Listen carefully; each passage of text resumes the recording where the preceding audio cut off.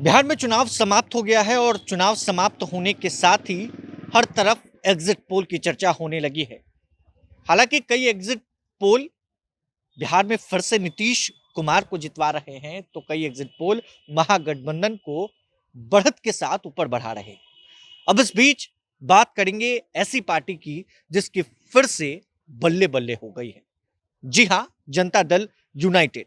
दरअसल बिहार विधानसभा चुनाव 2025 के दूसरे चरण का मतदान खत्म हो गया है और 2005 से लेकर 2020 तक हुए लगभग हर विधानसभा चुनाव में नीतीश कुमार के नेतृत्व वाले गठबंधन ने जीत दर्ज की है। लेकिन साल 2015 के चुनाव की बात करें तो उस वक्त महागठबंधन को सफलता मिली थी, जब जेडीयू भी उसी गठबंधन का हिस्सा था। इस बार भी मुख्य मुकाबला सत्ता में मौजूद एनडीए और विपक्षी महागठबंधन के बीच ही है और ऐसे में भयंकर लड़ाई हुई, वोटिंग हुई, काफी गहमा गहमी हुई और प्रशांत किशोर की पार्टी जनसुराज और असदुद्दीन ओवैसी की एआईएमआईएम ने भी चुनावी मैदान में उतरकर मुकाबले को और दिलचस्प बना दिया है।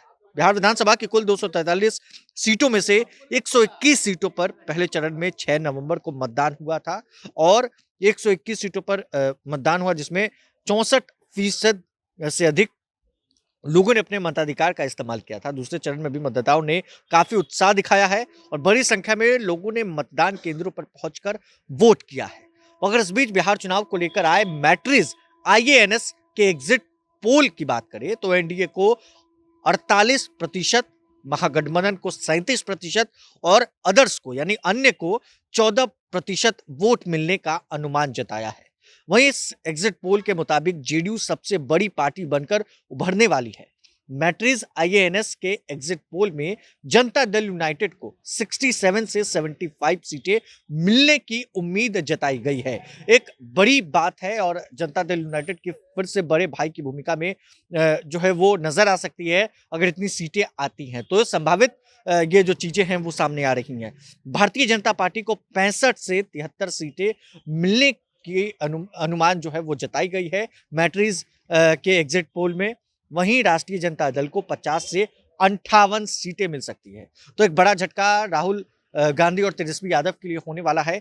मगर बिहार विधानसभा चुनाव 2020 के जब नतीजे आए थे तो उस वक्त लालू यादव की पार्टी राजद को 75 सीटें मिली थी और दूसरे नंबर पर बीजेपी 74 पर थी और 43 सीटों के साथ नीतीश कुमार की पार्टी तीसरे नंबर पर थी।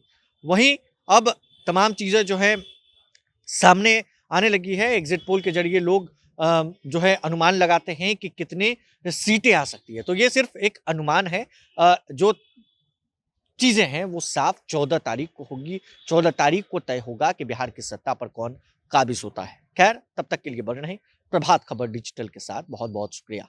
प्रभात खबर .com, विश्वास वही, रफ्तार नहीं।